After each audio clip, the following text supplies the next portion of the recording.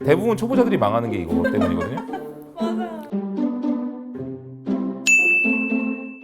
유튜브를 처음 시작하시는 분은 기획이 굉장히 중요해요. 기획. 그러니까 많은 분들이 기획이라고 하면 되게 어렵게 생각하세요. 똑같은 거를 하더라도 여기에다가 이제 기획력을 좀 가미해서 만들어야 되는데 네.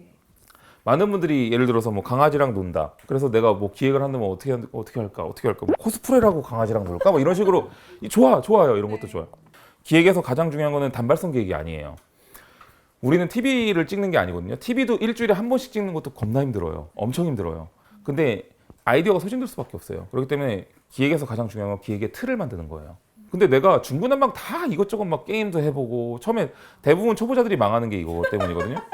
해보고 싶은 걸 다 해봐요. 맞아. 유튜브는 식당 만드는 거랑 똑같아서 돈은 식당 만드는 것만큼 안 들지만 시간과 노력은 식당 만드는 것만큼.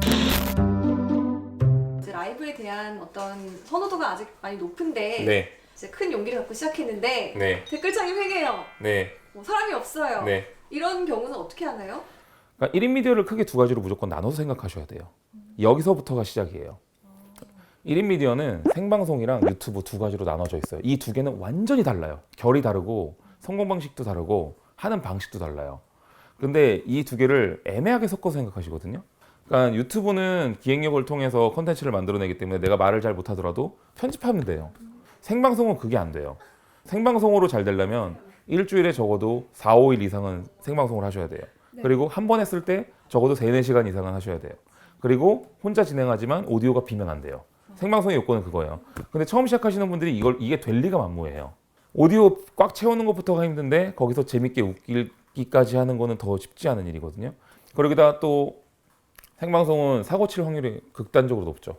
그렇죠. 네, 말 한마디 잘못하면 끝이에요. 그래서 생방송은 가급적 초보자분들한테는 추천하진 않아요. 네, 유튜브를 통해서 자기 브랜드 가치를 충분히 갖고 그때 생방송을 하셔도 늦지 않다는 거죠. 네. 네. 전 이런 말 들었어요. 좋은 편집자를 만나는 건 좋은 배우자를 만나는 것과 같다. 정말 힘들다. 네. 네. 유튜브에서 가장 중요한 건 편집 실력이 아니에요. 네. 네, 편집 실력은 이제 스킬은 점점 시간이 지나면서 좋아질 수 있어요. 근데 이제 센스랑 감성은 그러지 못하거든요. 그러니까 그렇기 때문에 인터넷 환경에 좀 더 익숙한 친구들을 뽑는 게 좋을 수 있고요. 또 그러면서도 인성이 좀 발라야겠죠. 왜냐면 근데도 자극적인 걸 좋아하면은 내 컨텐츠가 완전히 자극적이 될 수도 있으니까 그런 부분들을 이제 잘 뽑아야 된다고 생각합니다. 그러니까 그런 그 센스와 감성이 살아 있으면서 네. 어느 정도의 그 콘텐츠의 선을 지킬 줄 아는 네. 편집자를 말씀하시는 거예요. 그래서 콘텐츠를 좀 다양화하시려는 것 같은데요. 여행도 있고 여러 가지로 네. 콜라보나 이런 거는 생각하고 계시지 않나요? 아니요, 그렇게는 별로 생각하고 있지 않고 뭐 콜라보해서 얻어지는 거는 다 내 거라고 하기는 쉽지 않은 부분이거든요. 예, 그거는 잠깐의 약간 약처방 같은 느낌이라고 해야 되나? 약간 콜라보만으로 뭔가를 이어간다는 거 별로 좋은 생각은 아니에요. 뭐 물론 그런 콘텐츠들에 대해서 생각하는 건 있지만 그거를 지금 제가 여기서 말하기는 좀 그렇고요. 네, 왜냐면 나중에 제가 해야 될 거니까. 네, 그러니까 네. 푸드 채널 같은 경우는 사실 디저트로 타겟을 잡았던 이유 중에 하나가 이제 일단 글로벌을 좀 누리기 위해서 일부러 좀 더 디저트적인 면을 좀 더 시각적인 면을 좀 더 하는 거거든요. 왜냐면 이제 언어가 굳이 통하지 않더라도 볼 수 있게 그런 것들을 조금씩 뭐 시험해 보려고 하고 있습니다. 기획이 이렇게 중요합니다, 네. 여러분. 아이가 유튜브 하고 싶다, 네. 아빠처럼 되고 싶다 네. 이렇게 하면 어떻게 지시하실 건가요? 초등학생들이나 이제 아이들한테 유튜브 하고 싶다고 했을 때 저는 적극적으로 하라고 시키거든요. 대신 단 조건을 걸죠.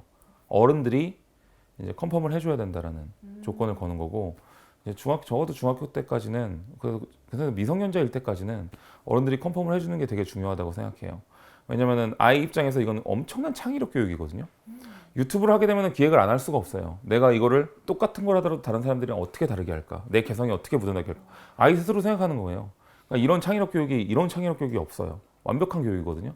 단 애들이 잘 모르기 때문에 정말 아무거나 자극적인 걸 할 수도 있어요. 아니면 유행이랍시고선 진짜 막 갖다가 막 이런저런 얘기들을 할 수 있거든요. 그렇기 때문에 어른들이 확실히 컨펌을 해줘야 돼요. 그러려면 어른들이 그런 내용에 대해서 알고 있어야 돼요. 유튜브에 대해서 적어도 세세하게는 아니더라도 어느 정도 이 업계가 어떻게 돌아간다는 걸 알고 있어야 되는 거거든요. 그래서 저 책을 쓴 이유가 그거거든요. 네, 유튜브에 신인하는 책, 네, 그러니까 어른들 보라고 되게 쉽게 쓴 거예요.